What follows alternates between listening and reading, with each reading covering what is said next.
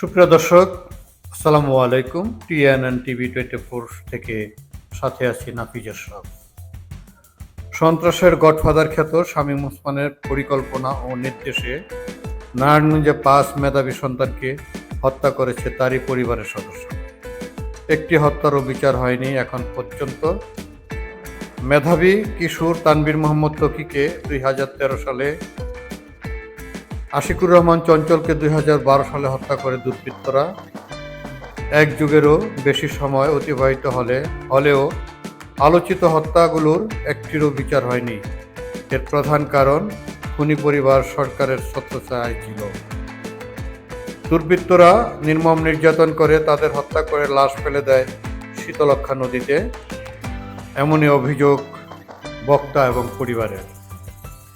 বৃহস্পতিবার বিকেলে নারায়ণগঞ্জের চাষাড়া কেন্দ্রীয় শহীদ মিনারে সাংস্কৃতিক জোট আয়োজিত আলোচিত 5 খুনের বিচার দাবিতে এক সমাবেশ অনুষ্ঠিত হয়। সভায় সভাপতিত্ব করেন জোট সভাপতি জিয়াউল হক কাজল।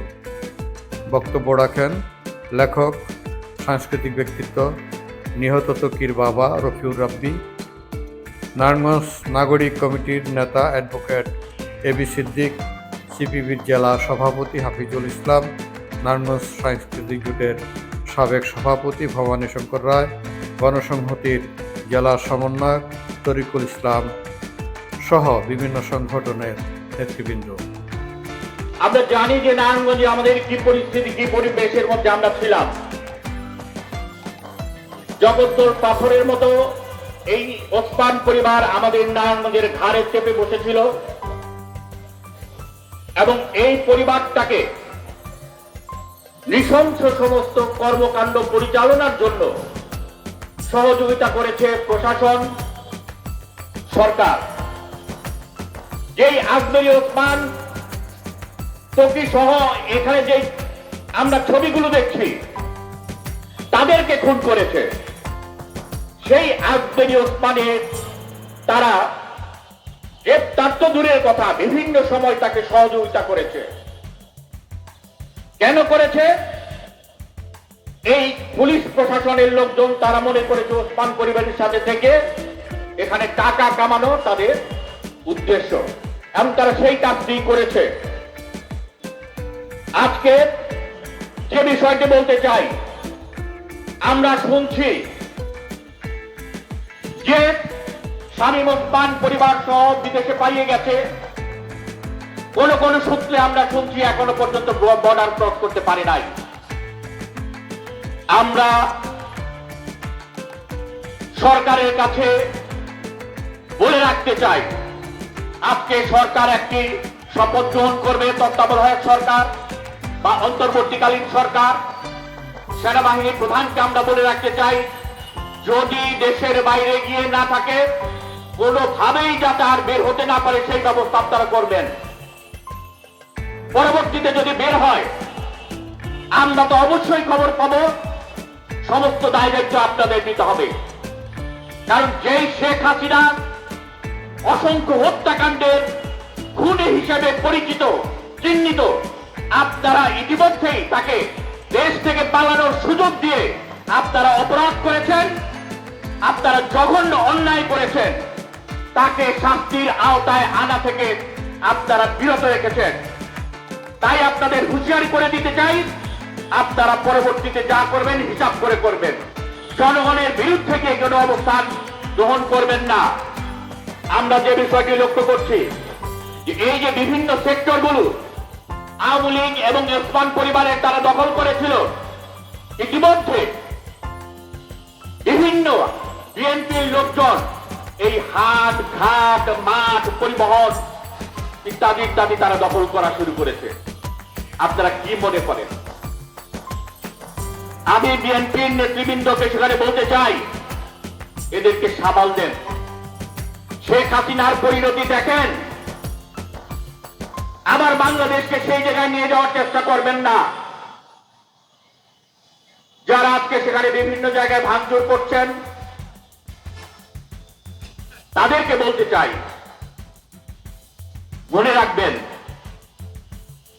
হ্যাঁ 15 বছরের নিপীড়ন নির্যাতনের একটা ক্ষোভ রয়েছে, দুঃখ রয়েছে, বেদনা রয়েছে, সেই জন্য এইটি একটি বহিঃপ্রকাশ হয়েছে। কিন্তু এইটি দীর্ঘায়িত হতে পারে না। আপনারা এইসব বন্ধ করেন। আমরা যে বিষয়টি চাই, এই যে 24-এর গণ অভ্যুত্থানের মধ্য দিয়ে, সেইটি হচ্ছে 1971-এর বাস্তবায়ন, মুক্তিযুদ্ধের চেতনার বাস্তবায়ন। এই মুক্তিযুদ্ধের চেতনার কথা বলে শেখ হাসিনা, আওয়ামী লীগ তারা এর বিরুদ্ধে দীর্ঘদিন কাজ করেছে। 15টা বছর মুক্তিযুদ্ধের এই মূলা ঝুলিয়ে তারা শোষণ, নিপীড়ন, নির্যাতন করে প্রতিপক্ষ রাজনৈতিক দলকে ঘায়েলের সেখানে হাতিয়ার করেছে। সেটি না, এই দেশটি আপামর জনগণের বাংলাদেশ হবে, হিন্দু, মুসলিম, বৌদ্ধ, খ্রিস্টান সকলের বাংলাদেশ হবে, সকলের নিরাপত্তার একটি দেশ হবে। এই দেশে মসজিদ নিরাপদে থাকবে, এই দেশে মন্দির নিরাপদে থাকবে, গির্জা প্যাগোডা নিরাপদে থাকবে, এই দেশে মাজার নিরাপদে থাকবে, এই দেশে ভাস্কর্য নিরাপদে থাকবে, এই দেশের হাজার বছরের কৃষ্টি সংস্কৃতি সকল কিছু নিরাপদে থাকবে। আমাদের মুক্তিযুদ্ধের শহীদেরা নিরাপদে থাকবেন, আমাদের এই 24-এর শহীদেরা নিরাপদে থাকবেন। এইটি হচ্ছে আমাদের আজকের সেখানে প্রত্যয়। সুতরাং এইটিকে অন্য কেউ করে কিছু মনে করতে যাবেন না। আমরা বলতে চাই জেলা প্রশাসককে, আপনি দেখেছেন যে কারা কারা অস্ত্র বের করে বিভিন্ন সময় ত্রাসের রাজত্ব কায়েম করেছে। এবং এই যে কিছুদিন আগেও এই যে শামীম ওসমান, তার ছেলে অয়ন ওসমান, তার ভাতিজা আজমেরী ওসমান এবং এই তাদের শাহ নিজাম এবং একজন সাংবাদিক অস্ত্র বের করে, তথাকথিত সাংবাদিক যেইভাবে প্রকাশ্যে ঘুরে বেরিয়েছে, তার সৃষ্টি করেছে। এরা যদি দেশের বাইরে গিয়ে থাকে সেটি ভিন্ন কথা, যদি দাগিয়েও থাকে, আপনি এদের অস্ত্রের লাইসেন্স বাতিল করুন, এদের বিরুদ্ধে মামলা রুজু করুন। এই অস্ত্রের কারণে যারা দেশের জনগণের বিরুদ্ধে অবস্থান গ্রহণ করেছে তাদের বিরুদ্ধে ব্যবস্থা গ্রহণ করুন। আমরা যে বিষয়টি বলতে চাই, এই যে পরিবহনটি দখলে ছিল শামীম ওসমান এবং তার বাহিনী, এবং এই পরিবহনের তারা বলেছে যে তারা প্রতি মাসে এই ওসমান পরিবারকে কত টাকা দেয়। 2012 সালে আমরা এই নিয়ে আন্দোলন করেছি। আমরা সেখানে বলেছি যে ওসমান পরিবারের, এখানে বন্ধন পরিবহনের তারা সেখানে র্যাবকে চিঠি দিয়েছিল যে ওসমান পরিবারে কত টাকা, নাসিম ওসমানকে কত টাকা দেয়, শামীম ওসমানকে কত টাকা দেয়। তখন আমরা বলেছিলাম ওসমান পরিবারের এই চাঁদা বন্ধ করুন এবং ভাড়া কমিয়ে আনুন। ওসমান পরিবার বিতরিত হয়েছে। আমরা আর কোন ওসমান পরিবার না যাতে দাঁড়ায়, আমরা সেই বিষয়টি চাই। প্রশাসনকে বলবো, চাঁদা বন্ধ হয়েছে, নারায়ণগঞ্জে এই পরিবহনের ভাড়া কমানোর জন্য দ্রুত আপনি ব্যবস্থা গ্রহণ করুন। এবং সেই জায়গায় আবার আরেক চাঁদাবাজ বসবে এবং এই যে নারায়ণগঞ্জের মানুষের ঘাড়ে চেপে থাকবে, এইটি আমরা বরদাস্ত করব না।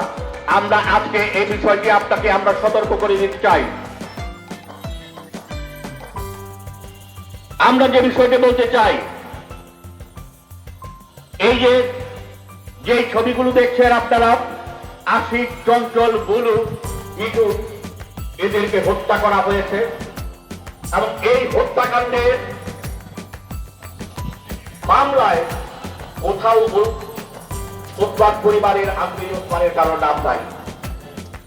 মিঠুকে যখন প্রকাশ্যে জামতলায় দিনে 2টা বাজে হত্যা করে আজমেরী ওসমান দাঁড়িয়ে থেকে ফতুল্লা থানায় মামলা দিতে গিয়েছিল, ওসি মামলা নেয় নাই, বলেছিল এই নাম বাদ দিলে মামলা নেবে। আজমেরী ওসমানের নাম বাদ দেওয়ার পরে মামলা দিয়েছে। এইভাবে তারা ওদেরকে পাহারা দিয়ে রেখেছে। এই মামলাগুলো আলোর মুখ দেখে নাই, তাই সারা বছর চার্জশিট দিয়েছে, যেগুলোর মধ্যে থেকে অপরাধীদের আড়াল করার চেষ্টা করা হয়েছে। তোকে হত্যাকে অভিযোগপত্র তৈরি করেছে র্যাব। সেই অভিযোগপত্রে আজকের উৎপাদের নেতৃত্বে 11 জনের নাম এসেছে। আমরা সেই সময় র্যাবকে বলেছিলাম যে এই হত্যাকাণ্ডের নির্দেশদাতা হচ্ছে শামীম ওসমান এবং হত্যার সাথে জড়িত হচ্ছে শামীম ওসমান ছেলে অয়ন ওসমান এবং তার ভাতিরা, তারা ধীরে এই হত্যাকাণ্ডগুলো সংগঠিত করেছে। তারা বলেছে সেই সময় 2014 সালে আমাদের কাছে সমস্ত রিপোর্ট রয়েছে, কিন্তু আমরা শামীম ওসমান অয়ন ওসমানের নাম এই জন্য দিতে পারছি না যে তারা রাষ্ট্র ক্ষমতায় এখন অধিষ্ঠিত, তারা এমপি সংসদ। যদি দেই এই মামলাটা আমাদের পক্ষে অগ্রসর করা সম্ভব হবে না। তখন বলেছিলেন যে এই মামলাটি উঠলে অপরাধী হিসেবে তারা এমনিতেই আইনের আওতায় চলে আসবে। বই আইনের আওতায় কিভাবে এলো? দাবিটি করতে চাই, এখানে এই হত্যাকাণ্ডের নির্দেশদাতা হিসেবে শামীম ওসমান এবং তার ছেলে অয়ন ওসমান সহ সমস্ত নাম স্পষ্ট আসতে হবে। আমরা আগে বলেছি যে ত্বকীকে ডক্টর ছেলে নিয়ে যাওয়া হয় রাত্র 9টার সময়, 6টা থেকে 9টা, এই 3 ঘন্টা ত্বকী কোথায় ছিল এইটি স্পষ্ট করতে হবে। আমরা চাইব যেই সরকার গঠিত হবে সেই সরকার এই ত্বকী সহ আশিক চঞ্চল বলুক আমাদের নারায়ণগঞ্জের এই সমস্ত মামলা দ্রুত নিষ্পত্তির ব্যবস্থা গ্রহণ করবেন এবং সাগর রুনি তনু সহ সকল মামলার দ্রুত নিষ্পত্তি করা হবে।